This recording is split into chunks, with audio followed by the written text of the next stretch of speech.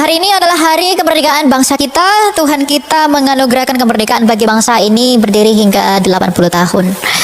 Dan kemerdekaan itu tentu adalah kabar baik bagi bangsa kita, karena dengan merdekanya bangsa kita, kita bebas dari penjajahan bangsa-bangsa asing. Tapi hari ini kita akan berbicara tentang kemerdekaan yang lebih tinggi, kemerdekaan yang lebih besar, kemerdekaan yang tidak pernah ditawarkan oleh bangsa manapun, kemerdekaan yang tidak ada pada negara manapun, kemerdekaan yang tidak ada yang ditawarkan oleh siapapun kecuali Dia yang memerdekakan ini.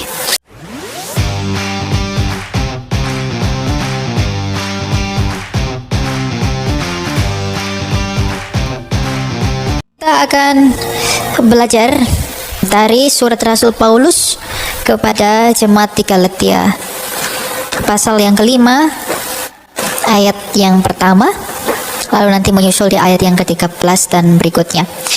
Ya, hari ini adalah hari kemerdekaan bangsa kita. Tuhan kita menganugerahkan kemerdekaan bagi bangsa ini berdiri hingga 80 tahun.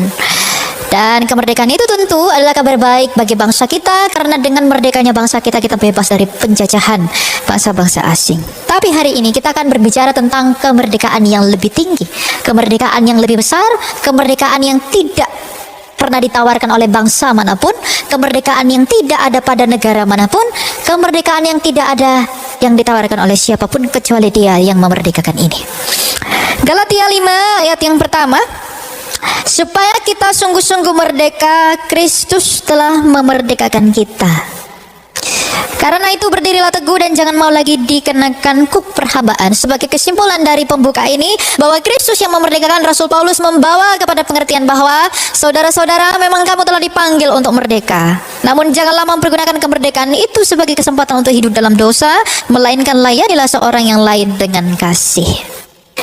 Ketika bangsa ini merdeka, kita begitu mengagungkan dan juga berterima kasih kepada para pahlawan yang terdepan sebagai garda terdepan untuk memperjuangkan kemerdekaan kita. Dan kita memberikan penghormatan kepada mereka setiap tahun. Bahkan ketika kita masih sekolah, dalam beberapa pembelajaran, pahlawan kita selalu diingatkan yang telah berjuang untuk mempertahankan bangsa kita. Itu adalah hal yang bersukacita. Tetapi 2000 tahun lalu ada seorang pribadi yang memerdekakan manusia dari suatu perhambaan yang tidak pernah dilakukan oleh siapapun. Kalau ada kemerdekaan artinya ada penjajahan. Bangsa Indonesia telah dimerdekakan dari penjajahan Belanda dan telah dimerdekakan dari penjajahan bangsa Jepang. Maka manusia telah dijajah oleh satu hal. Manusia telah dijajah oleh kekuatan yang besar yang dimana manusia tak dapat menyangkalinya. Siapakah penjajahnya? Dan apa yang dijajah? Manusia sejak semula telah dijajah oleh dosa. Dan penjajahan itu mengakibatkan penghambaan kepada maut. Penjajahan yang dilakukan oleh dosa kepada manusia membuat manusia mengalami akibat penjajahan, yaitu kematian. Kematian yang begitu mengerikan, kematian yang adalah perpisahan dengan Allah itu. Siapakah yang membuat manusia itu bisa terjajah? Memang iblislah yang memberikan, yang memancing manusia itu untuk turut serta dan tunduk dalam penghambaan kepada Dia. Tetapi manusia itulah yang dengan rela memberikan kehendaknya kepada iblis itu. Untuk bisa mengerti bagaimana Kristus memerdekakan manusia, untuk bisa mengerti apakah makna kemerdekaan yang dimaksudkan di dalam Kristus sebagai kemerdekaan yang utama, kita harus kembali kepada tujuan semula manusia itu. Mengapa manusia itu dicipta? Mengapa manusia itu ada? Mengapa saya dan kamu ada? Mengapa Ia menciptakan Adam dan Hawa? Ada beberapa orang yang mengatakan bahwa mengapa Allah menciptakan manusia? Allah ciptakan manusia itu ya untuk Allah punya teman karena Allah kesepian. Ada juga yang mengatakan Allah menciptakan manusia karena Allah butuh manusia untuk disembah. Allah butuh manusia untuk menyembah kepada Dia. Tuhan tak butuh manusia sembah-sembah Dia, karena Dia punya kerubim dan serafim, suara kidung tersuci selalu dilantunkan. Malaikatnya berlak-salak Dia tidak perlu kamu dan saya untuk menyanyi-nyanyi untuk Dia. Dia tidak perlu itu. Dia bukan Allah yang narsis haus pujian. Jadi Tuhan tak pernah ciptakan kamu dan saya untuk tujuan itu. Tuhan juga tidak pernah ciptakan kamu untuk saya karena Dia kesepian. Karena Sang Bapa itu sejak semula bersama dengan firman-Nya dan Roh-Nya yang hidup itu, jadi Ia tidak mungkin kesepian. Makanya Kristus pernah berkata, ya Bapa, permuliakanlah aku dengan kemuliaan yang kumiliki di hadirat-Mu sendiri sebelum dunia ini ada. Lalu apa tujuanmu ada di dunia? Mengapa engkau dicipta? Mengapa saya ada di dunia ini? Mengapa kamu dijadikan oleh Allah? Tuhan menciptakan manusia sejak semula karena Allah adalah kasih. Tujuan Allah sejak semula ciptakan kita adalah untuk menikmati kasih-Nya. Apa bukti Allah ciptakan manusia untuk menikmati kasih-Nya?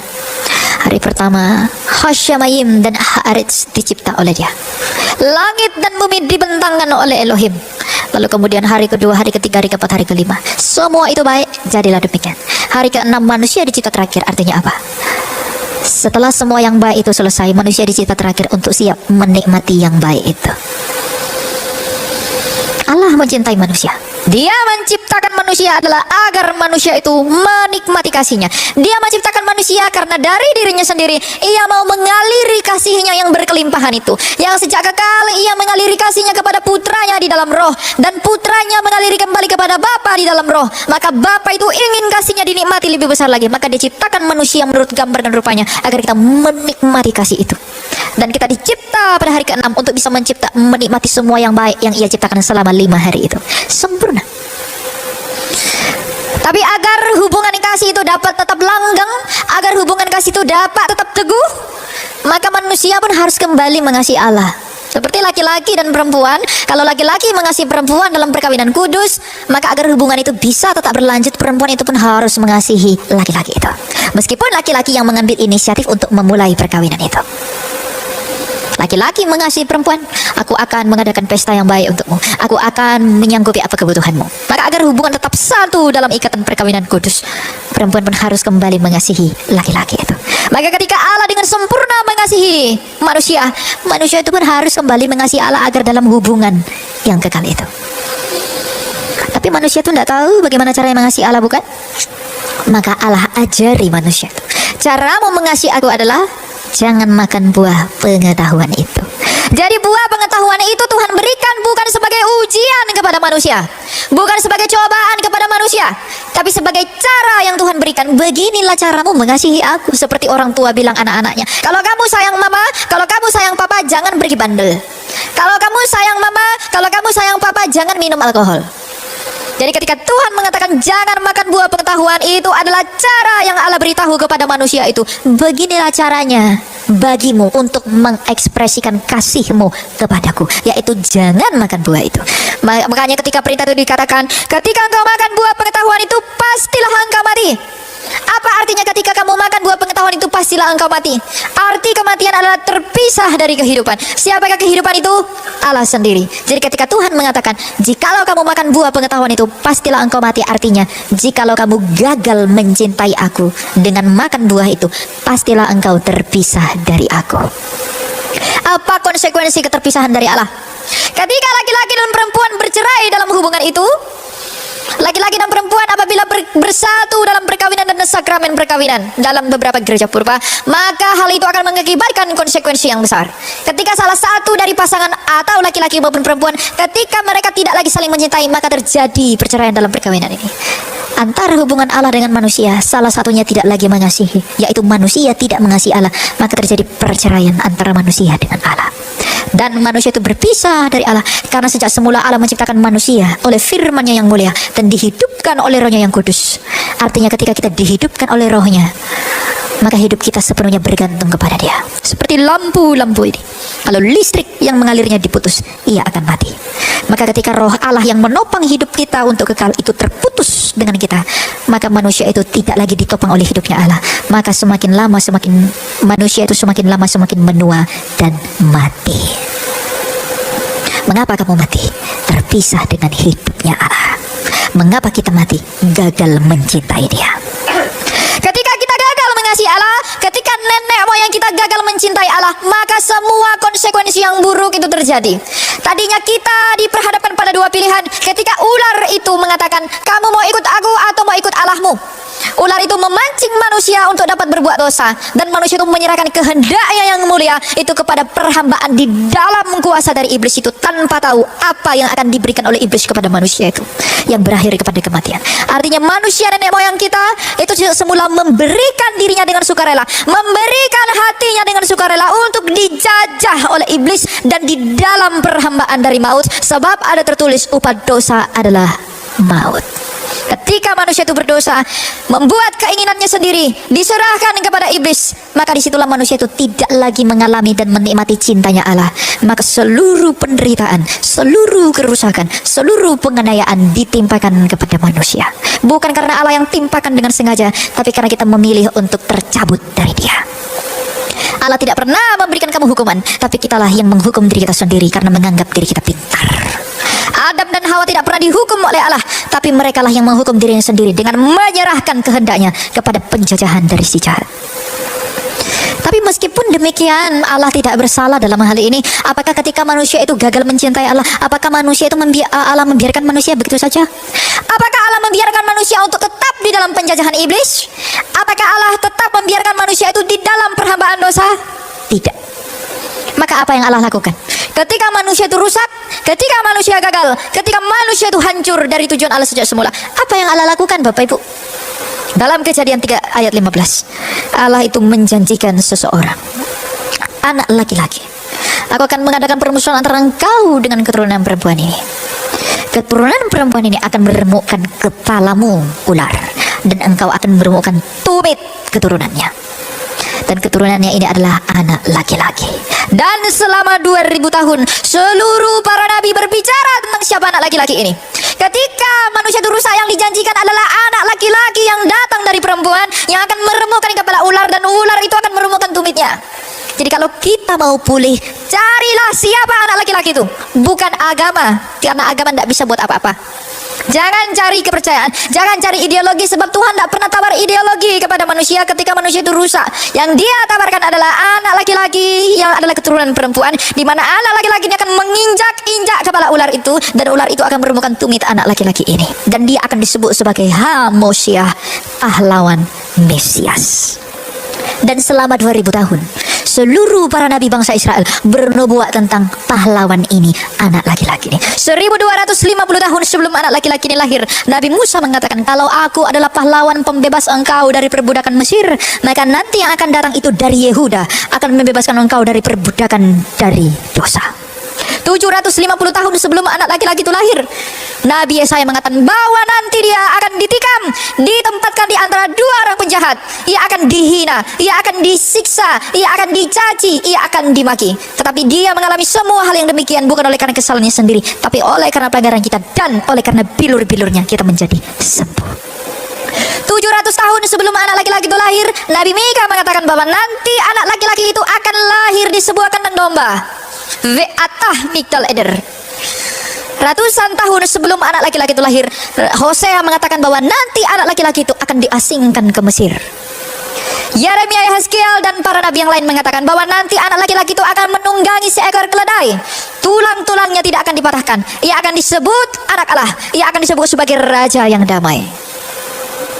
1000 tahun sebelum anak laki-laki itu lahir, Raja Daud dalam Mazmur 22 berkata bahwa nanti anak laki-laki itu akan berseru, Eli, Eli lama sabachthani, ketika tangan dan kakinya dipaku dan anjing-anjing mengerumuninya. Siapa anjing-anjing dalam pemikiran bangsa Yahudi?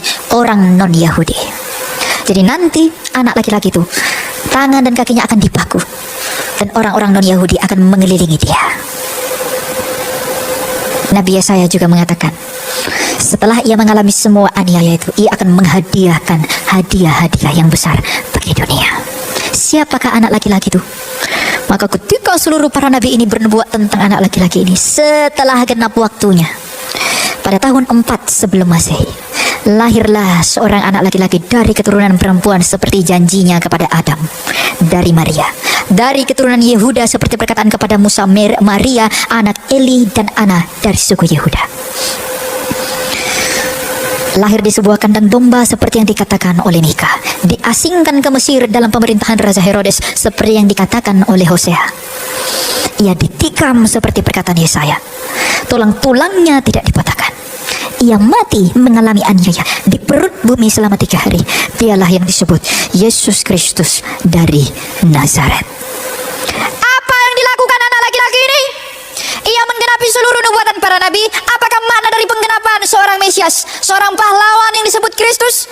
Dari apakah kita dimerdekakan? Dari apakah kita dilepaskan atas perbudakan? Dari manakah kita dibawa kembali oleh Kristus? Ingatkah engkau, wahai manusia, bahwa sejak semula manusia itu mengalami kutuk karena kita gagal mencintai Allah, karena kita gagal mengasihi Dia. Kegagalan kita mengasihi Allah lah yang membuat kita terpisah dengan Allah. Kegagalan kita mencintai Allah lah yang membuat kita berpisah dengan Dia.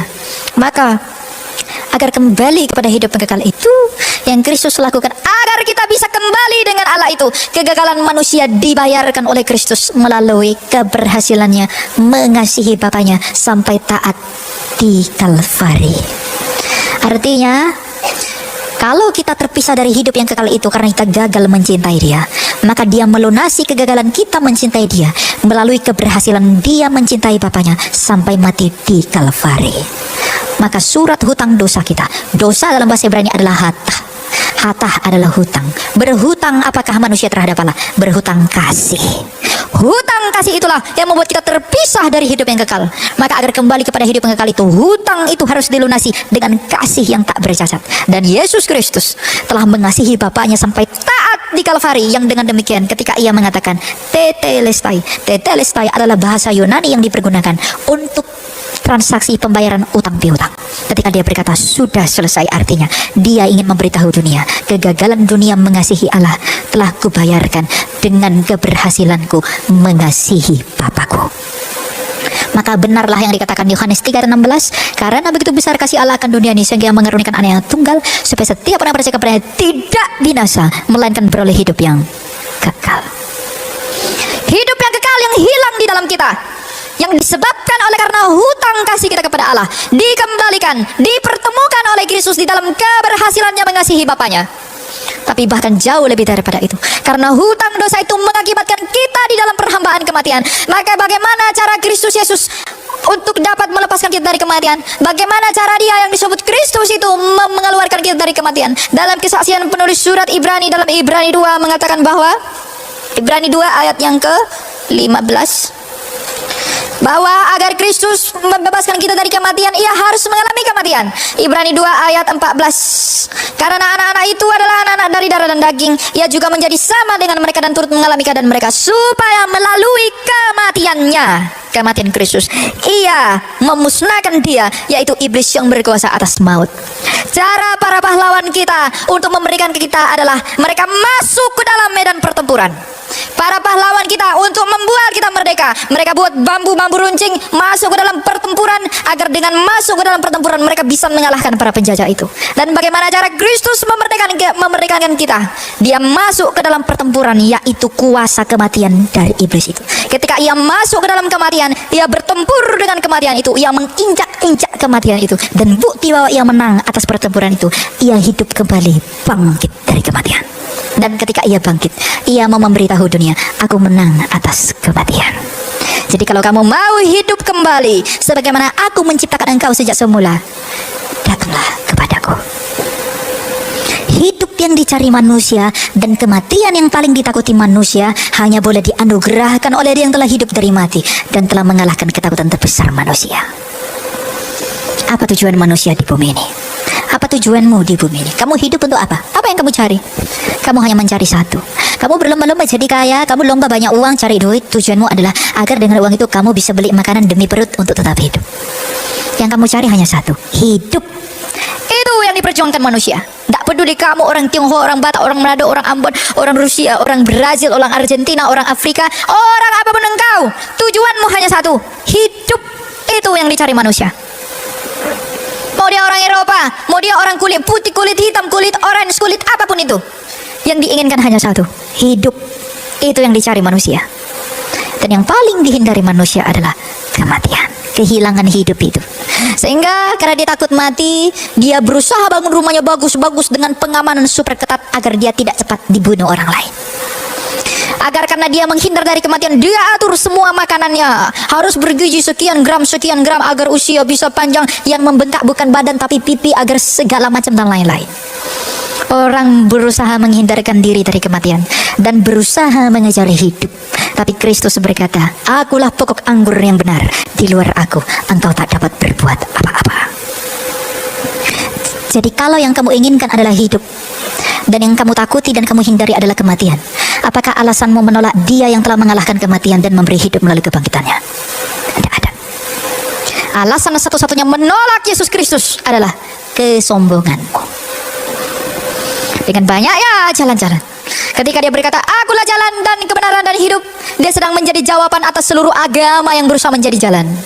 Ketika Ia berkata bahwa akulah kebenaran, I'm the truth, Dia menjadi jawaban atas seluruh dunia filsafat yang cari jalan, yang cari kebenaran. Filsafat Socrates, Plato, Aristoteles, dan lain sebagainya. Apakah buah dari filsafat mereka? Dalam pemikiran mereka yang filsafati, apakah yang dihasilkan daripada itu semua? Tidak ada. Tapi Kristus mengatakan sebagian terakhir, akulah hidup. Dia menjadi jawaban atas seluruh manusia yang berupaya dan berjuang mencari hidup. Jadi jawaban dan kebutuhan manusia itu tidak ada selain daripada Dia, Yesus Kristus itu. Tidak ada. Jadi kalau kamu mau kembali kepada kodratmu yang semula, kita mau kembali ke dalam kemerdekaan yang semula, kita mau dimerdekakan dari kematian, kita mau dilepaskan dari perhambaan dosa, maka datangilah Dia yang telah melunasi dosa melalui kesempurnaannya di dalam kasih-Nya, dan yang juga telah mengalahkan kematian yang akibat dosa melalui kebangkitan dan kematiannya di Kalvari. Inilah kabar sukacita, inilah Injil itu. Apakah arti yang tertulis itu? Jikalau Ia tidak dibangkitkan, maka sia-sialah kepercayaanmu. Karena Dia bangkitlah, maka kita punya pengharapan akan hidup sebagaimana Dia telah hidup. Makanya saya sangat prihatin kalau ada anak-anak muda yang ikut arus ini. Mereka mencari-cari apa yang ada di dunia demi pengakuan, demi uang, demi harta, demi apapun. Mereka meninggalkan Yesus Kristus. Mereka pikir dengan uang mereka bisa diakui. Mereka pikir dengan popularitas mereka bisa terlihat hebat. Renungkanlah dalam hatimu, di manakah Raja Herodes yang sangat kaya itu? Di manakah Firaun yang begitu ganteng dan tampan itu? Di manakah Cleopatra yang begitu mulia dan disanjung oleh orang dari seluruh kawasan bangsa Misraim dari Alexandria? Di manakah Ptolemy? Di manakah Raja Koreshi Agung? Di manakah Alexander the Great? Di manakah pemimpin bangsa Gerika? Di manakah dinasti dari dinasti di bagian bumi yang timur? Di manakah mereka hari ini? Di manakah kekayaan mereka? Mereka sangat kaya. Pontius Pilatus yang sangat kuat, berpengaruh dalam sejarah dunia. Nero yang begitu berpower. Di manakah mereka hari ini? Bahkan kekayaan mereka, uang mereka, kekuatan mereka tak dapat melepaskan mereka dari jerat perhambaan kematian, dan tak dapat membeli hidup yang mereka inginkan. Jadi jikalau itu yang kamu cari dengan meninggalkan Kristus, nasibmu akan sama seperti mereka yang sampai hari ini masih di bawah kakimu, di dalam tanah. Tapi Yesus Kristus telah memberikan anugerah hadiah yang terbesar, yang oleh karena Dia kita menjadi kaya di dalam anugerah yang rohani, yaitu Dia telah memberikan hidup secara cuma-cuma melalui kasih setia-Nya yang berkelimpahan. Dan Dia telah meyakinkan kita semua bahwa Ia telah mengalahkan kematian dengan mengalami kematian, dan membuktikan bahwa Ia tidak dapat ditawan oleh kematian itu. Maka ketika Ia bangkit, Ia menggenapi janji Allah kepada Adam bahwa Yesus Kristus menginjak kepala ular. Kepala dalam perspektif Ibrani adalah kuasa. Kuasa dari ular adalah kematian, dan Kristus menginjak-injak kuasa ular itu melalui kematiannya dan kebangkitannya. Dan ular itu meremukkan tumit anak laki-laki itu. Bagaimana cara ular itu meremukkan tumit anak laki-laki itu? Ia menyalibkannya. Iblis itu berpikir dengan menyalibkan Yesus mereka bisa menguasai Yesus. Oh, Yesus Kristus ini, marilah kita hasut orang Farisi agar mereka benci kepada Yesus, dan Ia disalibkan lalu Dia mati, lalu kita dapat menguasai Dia. Iblis berpikir dengan menyalibkan Yesus mereka bisa menang atas Kristus. Tapi ternyata dengan salib yang sama, Kristuslah yang mengalahkan Dia. Dan iblis dipermalukan. Makanya diciptakan dongeng yang terkenal bahwa Yesus itu tidak tersalib karena iblis itu malu. Mereka berpikir melalui salib mereka bisa kalahkan Kristus. Tapi bahkan Kristus menggunakan salib itu untuk melucuti mereka kembali. Maka karena mereka malu dengan senjata mereka, mereka ciptakan hoaks yang begitu besar. Yesus tidak tersalib karena mereka malu. Mengapa Kristus dapat melakukan itu? Sebab Dia adalah Allah. Kejadian 50 ayat 20. Memang kamu telah merencanakan apa yang jahat terhadap aku. Iblis telah merencanakan yang jahat terhadap Yesus, tetapi Allah telah merencanakannya demi kebaikan, untuk mewujudkan apa yang terjadi sekarang ini, yakni memelihara hidup banyak orang. Iblis merencanakan yang buruk terhadap Kristus, tapi di dalam rencana yang sama Allah sedang merencanakannya demi kebaikan bagi hidup banyak orang. Kamu bertanya, mengapa bisa begitu? Jangan tanya, sebab Dia adalah Allah. Inilah kemerdekaan yang sejati. Kemerdekaan di dalam Kristus yang membebaskan kita dari perhambaan yang tidak dapat dibebaskan dan diberikan oleh bangsawan manapun. Sebab kalau ini dapat diberikan oleh bangsawan yang ada di dunia, tidak mungkin Kaisar Nero mati, tidak mungkin Alexander the Great mati, tidak mungkin Koresh Agung juga mati, tidak mungkin Cleopatra mati, tidak mungkin Firaun mati, tidak mungkin Pontius Pilatus mati, tidak mungkin Herodes mati. Apakah hasil dari apa yang mereka miliki? Bahkan untuk meluputkan dirinya dari kematian pun, apa yang mereka punya itu tidak dapat menolong mereka. Inilah kemerdekaan yang sejati yang diberikan oleh Kristus bagi dunia. Apakah kita sudah menerimanya dengan sungguh-sungguh? Apakah kita sudah mengikut dia dengan sungguh-sungguh? Apakah kita sedang berusaha mencari jati diri? Kita sedang mencari sukacita-sukacita yang ada di dunia dengan sukacita-sukacita yang palsu. Kita mencari sukacita yang terbesar, tapi tidak di dalam Dia yang terbesar. Sukacita itu ada banyak. Kita anak-anak muda berusaha cari sukacita dengan dugem perni ke sana kemari. Itu seperti bunga bangkai disirami parfum, dia tetap bau. Tapi kalau sukacita kita murni dari Allah, seperti bunga yang harum, dia ditempatkan dimanapun dia tetap harum. Semakin diperas, semakin wangi, semerbak, begitu kuat. Jadi lihatlah dalam hatimu, apakah yang membuat saya bersuka cita. Kristus pernah berkata, aku mengatakan hal ini kepadamu agar sukacitamu menjadi penuh. Apakah firman Allah, apakah perintah Allah di dalam kebenarannya yang utuh yang membuat kita bersuka cita? Kita mungkin bersuka cita ketika mendengarkan firman yang berkata, diberkatilah engkau, tapi itu bukan kebenaran yang utuh. Kebenaran yang utuh adalah seperti sabda Kristus, kamu akan menderita penganiayaan di bumi ini, tapi kuatkanlah hatimu, aku telah mengalahkan dunia. Dia memberitahu apa yang harus kita lalui, tapi ia menghiburkan kita untuk dapat melaluinya. Kita diberi penghiburan di dalam kasih Allah, tapi kita diberi ketegasan di dalam keadilannya, di dalam kasihnya. Jangan cuma mendengar yang enak, tapi dengarlah juga yang adil. Itulah kebenaran yang utuh. Sebab apa? Kasih karunia yang telah didatangkan oleh Dia perintis iman ketika ia datang 2000 tahun lalu. Tapi nanti, ketika ia datang sebagai raja dalam pengadilannya, nyala apinya akan membakar semua orang yang imannya seperti kayu, yang imannya seperti jerami, yang imannya tidak teguh, yang imannya hanya iman anak-anak yang tidak berbuah, yang imannya hanya sekedar percaya Yesus. Ia akan ikut terbakar di dalam nyala terbakarnya ilalang itu. Gandum dan ilalang akan tetap bertumbuh sampai ia datang menuai kebun anggurnya. Ilalang akan dikumpulkan, diikat dan dibuang ke dalam api, tapi gandum akan dipanen, dibuang ke dalam lumbung-lumbungnya. Apakah imanmu adalah gandum? Apakah engkau adalah ilalang? Lihat sendiri dalam hatimu. Mengapa ku percaya engkau ya Kristus? Apakah yang ku cari? Kristus datang ke dunia ini menyatakan kerajaannya. Carilah kerajaan itu. Bagaimana bisa mencari kerajaan itu? Merendahkan diri di hadapan Dia. Tanpa kerendahan hati, tanpa kerelaan hati, tanpa kebesaran diri, kita tidak bisa mengerti kerajaan itu. Jadi cek kembali dalam hatimu, Tuhan tolong aku untuk bisa mengerti siapa diriku. Jangan terlalu percaya pada dirimu, karena dirimu pun menipumu. Percayalah kepada Allah, minta hikmat dari Allah. Tuhan tolong aku agar aku dapat mengerti diriku, mengerti pengorbananmu, mengerti rencanamu untuk bisa melaluinya di dalam kehendakmu yang kudus. Jangan atur Tuhan dengan keinginan-keinginanmu yang tidak berguna, tapi tunduklah, percayalah, beriman. Arti percaya, mempercayakan kepada Dia. Sebab kalau Dia telah mengeluarkan dirinya dari kematian, apakah sulitnya baginya untuk menolongmu dalam hal-hal yang kamu perlukan? Tuhan tidak butuh kamu ngomong, Tuhan aku butuh ini, Tuhan aku. Tuhan lebih tahu daripada dirimu sendiri. Dia hanya mau kamu datang kepada Dia, rendahkan hatimu, akui dosamu, rendahkan dirimu, taklukkan kesombonganmu, minta ampun, akui dosamu, rendahkan dirimu. Karena Dia suka dengan orang-orang yang merendahkan diri, karena hikmatnya yang tersembunyi itu hanya diberikan kepada orang yang merendahkan diri di hadapannya. Rendahkan hatimu agar kamu merdeka. Sebab kemerdekaan dianugerahkan Kristus melalui kerendahan hatinya. Kita merdeka karena kerendahan hatinya. Maka untuk bisa menikmati kemerdekaan itu, jadilah pribadi yang rendah hati. Menjadi pribadi yang rendah hati bukan mengatur Allah, memanfaatkan Allah di dalam keinginanmu, tetapi menyerahkan semuanya di dalam kehendaknya yang kudus.